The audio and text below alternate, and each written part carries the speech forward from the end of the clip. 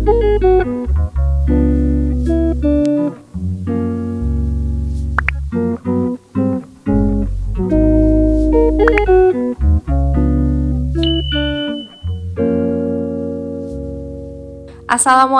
warahmatullahi wabarakatuh. Hai Bunda, apa kabar Bunda dan keluarga hari ini? Semoga selalu sehat, selalu bahagia, dan tetap semangat. Amin. Dalam kesempatan kali ini, aku bareng keluarga kecilku mau ajak Bunda semua ke tempat yang tentunya sudah tidak asing lagi, rumah orang tuaku. Ini kesannya aku sering banget ke sana ya Bun, padahal mah emang bener. Nggak apa-apalah ya, karena rumah orang tuaku dan rumah orang tua suamiku masih di daerah Bandung, jadi deket. So, sering-seringlah ke sana. Modus aja ya Bun. Kalau orang tua Bunda di rumah dan mertua, apa kabarnya? Semoga selalu sehat dan bahagia. Amin. Nah ini, meski sebetulnya aku udah cukup sering sih videoin halaman belakang rumah orang tuaku, tapi kali ini aku mau fokus keliling di sini aja, tanpa kegiatan anak-anakku. Jadi Bunda, mama mertuaku itu emang hobi banget sama tanaman. Nggak hanya tanaman hias aja. Tanaman buah-buahannya pun cukup beragam di sini. Biasanya kalau panen, mama mertuaku suka ajak anak-anakku untuk petik hasil panennya. Karena di antara cucu-cucunya, hanya anak-anakku yang hobi banget sama buah-buahan. Tentunya terutama buah-buahan di halaman rumah neneknya. Tapi isi videoku nggak hanya kegiatan ini Bunda, aku pun akan mendokumentasikan kegiatan anak-anakku. Plus ada surat cinta loh Bunda. Jadi nonton sampai selesai ya. Selanjutnya, ini aku videoin ikan arowana yang mungkin proses belinya nanti malah ada di videoku setelah ini. Mohon maaf ya Bunda, bukan maksudku untuk ngacak hasil videonya, tapi aku mau mendahulukan request tema talk parenting kita dari salah satu Bunda di rumah. Jadi biasanya Bunda, aku sudah mempersiapkan dulu tema talk parenting kita. Nah, kalau Bunda di rumah ada yang request tema talk parenting kita, insya Allah akan aku dahulukan. Khawatir Bunda sedang sangat membutuhkan pembahasannya. Atau mungkin ada yang mau ditanyakan, boleh banget ya Bunda. Aku tunggu, isi di kolom komentar ya. Tapi ini sharing ya Bunda, karena aku bukan ahlinya. Jadi aku membahasnya berdasarkan sedikit pengetahuan yang pernah aku dapatkan plus secuil pengalaman. Oke deh, karena tema talk parenting kita kali ini cukup menarik dan sangat penting untuk disimak.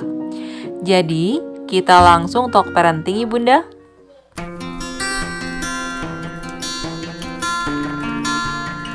Adakah cara agar kita tidak mudah marah kepada anak?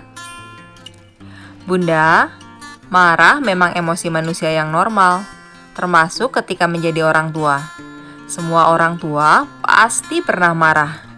Tapi, hanya orang tua bijaksana yang dapat memilih mengatasi kemarahannya dengan imbas positif terhadap anak atau negatif.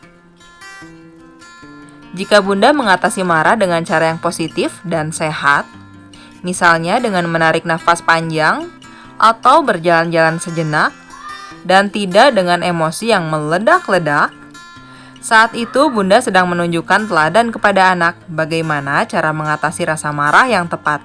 Namun, jika Bunda mengatasi marah dengan cara negatif, terutama jika sering di luar kendali, kehilangan kesabaran, akan membuat masalah semakin buruk dan memicu konflik tentunya. Kalau boleh, aku mengingatkan dari awal, ini untuk Bunda semua ya. Hentikan kebiasaan berteriak-teriak saat marah, karena itu akan membuat anak ketakutan dan berdampak buruk terhadap konsep diri mereka. Kita mungkin sering kali merasa bahwa amarah kita yang meledak saat itu datang begitu saja tanpa peringatan, sehingga sulit sekali untuk mengontrolnya. Padahal, saat mulai merasa marah, tubuh kita pasti mengirimkan sinyal-sinyalnya. Apa tanda awal kemarahan yang tubuh kita tunjukkan? Biasanya, kita merasakan detak jantung lebih cepat, perut terasa teraduk-aduk, napas lebih cepat, bergejolak, bahu menegang, rahang dan tangan mencengkram, berkeringat. Jika Bunda sudah menyadari tanda-tandanya, semoga setelah ini Bunda dapat mencegah mengatasi amarah dengan cara yang negatif ya. Nah sekarang, untuk lebih menguatkan niat Bunda, coba deh kita bayangkan saat pasangan kita hilang kesabaran dan berteriak kepada kita. Lalu bayangkan ukuran tubuh pasangan kita 2 atau 3 kali lebih besar daripada kita. Bayangkan juga kita bergantung sekali padanya. Bergantung untuk memperoleh makanan, rasa aman, dan perlindungan. Bayangkan dialah yang menjadi sumber utama cinta dan rasa percaya diri, serta seseorang yang mengenalkan kita kepada dunia. Jika sudah begitu, apa yang Bunda rasakan? Perasaan itu jugalah yang mungkin ada dalam diri anak-anak kita saat kita memarahinya. Kemarahan cukup menakutkan Bunda. Kekerasan verbal yang orang tua lakukan terhadap anak akan menyebabkan kerusakan konsep diri yang cukup tinggi karena anak bergantung pada orang tuanya. Apalagi anak yang mengalami kekerasan fisik. Efek negatifnya akan bertahan cukup lama hingga mempengaruhi setiap sudut kehidupannya setelah dewasa. Di sisi lain, jika anak tidak terlihat takut pada kemarahan kita, ini menjadi indikasi kalau ia telah melihat kemarahan terlalu banyak dari kita, sehingga kemudian ia memilih bersikap defensif atau bertahan terhadap kita. Biasanya, anak jadi sulit mendengar kita dan cenderung melawan. Bila sudah begitu, tugas kita akan semakin berat, bukan? Bunda, sebagai makhluk yang memiliki emosi, semua orang pasti pernah marah. Namun yang terpenting, kita harus tahu bagaimana cara yang tepat untuk bereaksi saat mengalami emosi ini dan berusaha untuk tetap bersikap tenang. Lantas, apa yang dapat kita lakukan agar mampu untuk mengendalikan amarah? Pertama, atasi kemarahan di masa lalu. Jika masa lalu kita penuh kemarahan yang tidak tersalurkan, lakukanlah sesuatu untuk menyembuhkan diri sendiri sebelum kita membahayakan anak. Coba deh Bunda cari tahu masalah di masa lalu kita yang bisa memancing kemarahan. Apakah Bunda memiliki luka masa kecil? Atau mengalami kekerasan, dihukum berat saat kecil? Atau apakah Bunda mengalami kekecewaan di masa lalu yang jika mengingatnya akan menyulut amarah Bunda? Sebaiknya segeralah melepas diri dari itu, hanya dengan satu cara, maafkan. Selanjutnya yang kedua, kenali situasi yang bisa menyulut amarah. Apakah kita sedang berada dalam situasi yang bisa memancing kemarahan? Jika iya, kita beresiko melampiaskannya kepada anak, sehingga kesalahan sepele yang anak lakukan akan membuat kita mudah sekali marah atau bahkan sangat marah. Sebaiknya pertama, kenali, resapi sifat dan kepribadian kita. Kedua, pahami masalah tersembunyi yang menyulut amarah pada saat itu. Bisa jadi kondisi ekonomi atau kekecewaan terhadap pasangan. Setelah itu, merenunglah sejenak hingga Bunda dapat menerima semuanya. Tapi kalau penyebabnya lapar, segeralah makan ya Bunda. Atau mengantuk, segeralah istirahat. Sebetulnya dalam hidup ini akan selalu ada masalah yang tidak bisa dikontrol. Tapi berkat pengalaman, kita akan menyadari bahwa hal yang dapat kita kontrol hanyalah tindakan kita. Ingat ya Bunda, melampiaskan kemarahan kepada orang lain tidak pernah membuat kondisi kita membaik. Malah justru hanya akan membuat kita semakin marah. Kemudian yang ketiga, membangun perspektif. Jika anak melakukan kesalahan sepele, hingga Bunda mulai merasa tersulut amarahnya, ulangi beberapa kalimat ini. Pertama, saya marah pada tindakannya, bukan pada anak. Kedua, saya marah, tapi saya mampu mengontrolnya. Ketiga, situasi ini wajar terjadi. Keempat, sayalah yang jadi orang dewasa di sini. Kelima, saya akan tetap tenang. Kemudian nanti setelah dalam kondisi tenang, Bunda bisa memberikan time out kepada anak untuk membantu mengatasi masalah yang ia buat. Terakhir yang keempat, tenangkan diri sebelum bertindak. Coba deh Bunda hentikan dulu apa yang sedang dilakukan beberapa menit saja dan tarik napas panjang. Ini memberi pilihan kepada kita apakah kita ingin dikuasai oleh emosi saat itu atau tidak. Kemudian, ingatkan diri bahwa kondisi yang sedang terjadi bukan kondisi darurat dan semuanya akan baik-baik saja. Hilangkan ketegangan, istighfar, bisa sambil tersenyum, kemudian ambil 10 napas lagi. Adapun pertolongan pertama di saat marah. 1. Ambil jeda. Hal ini untuk diisi kegiatan menarik nafas panjang, wudhu, istighfar, dan lain-lain. 2. Buka keran emosi dengan rutin berolahraga. Hal ini bertujuan untuk menyalurkan energi marah pada hal yang lebih positif, yaitu olahraga. Ketiga, jangan lupa me time ya Bunda. Keempat, aktiflah mengikuti kegiatan yang dapat mengingatkan kita tentang mengelola rasa marah, acara-acara parenting, kuliah WhatsApp, dan lain-lain. Kita bisa saling belajar dan tahu bahwa kita tidak sendirian mengalami perasaan ini. Kelima, carilah pertolongan ketika kita merasa sangat membutuhkan. Jangan ragu untuk mencari bantuan profesional seperti psikolog misalnya.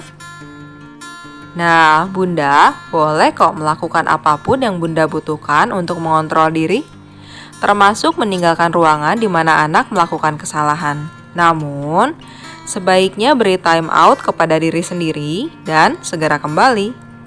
Tapi, menjauhlah dari anak secara fisik, agar Bunda tidak tergoda untuk menyentuh anak dengan kekerasan. Cukup katakan dengan tenang, Bunda sedang terlalu marah saat ini. Bunda butuh waktu untuk menenangkan diri sejenak. Basuh muka atau berwudulah. Katakan mantra, hanya ada cinta hari ini. Tak apa mengucapkannya keras, anak boleh menirunya saat marah. Namun, jika Bunda merasa tidak sanggup atau sangat kesulitan mengontrol diri, bahkan hingga melakukan kekerasan fisik, segeralah minta maaf kepada anak Bunda. Lalu beritahu ia bahwa pukulan itu merupakan tindakan yang tidak bisa dibenarkan. Kemudian, carilah bantuan tenaga profesional, psikolog misalnya.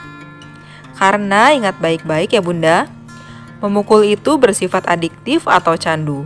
Karena ini bisa menjadi cara untuk mengeluarkan kemarahan dan merasa lebih baik. Tapi ini buruk sekali imbasnya terhadap anak dan menghambat hal positif yang Bunda lakukan sebagai orang tua.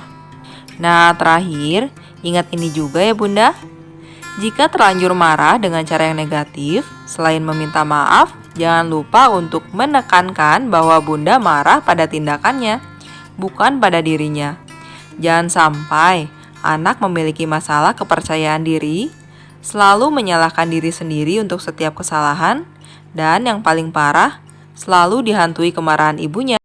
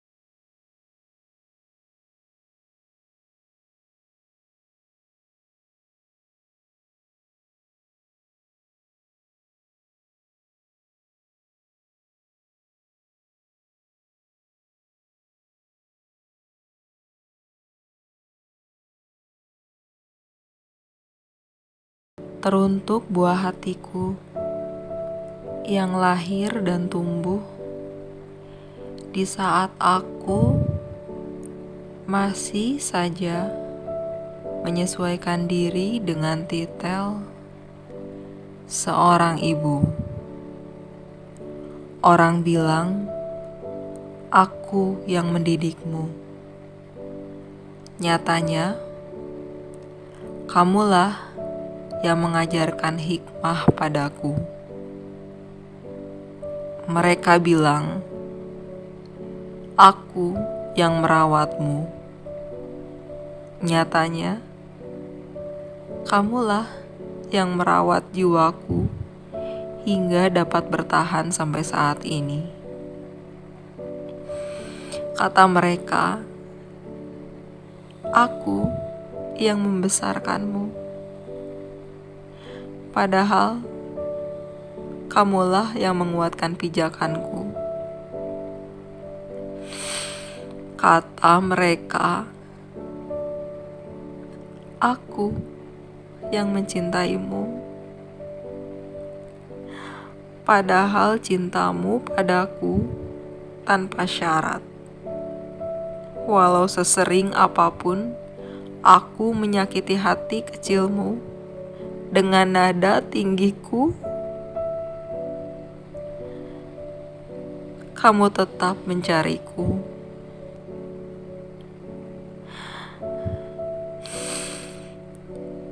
Ibu minta maaf ya nak, atas setiap kemarahan yang tersalurkan padamu hanya karena hal sepele.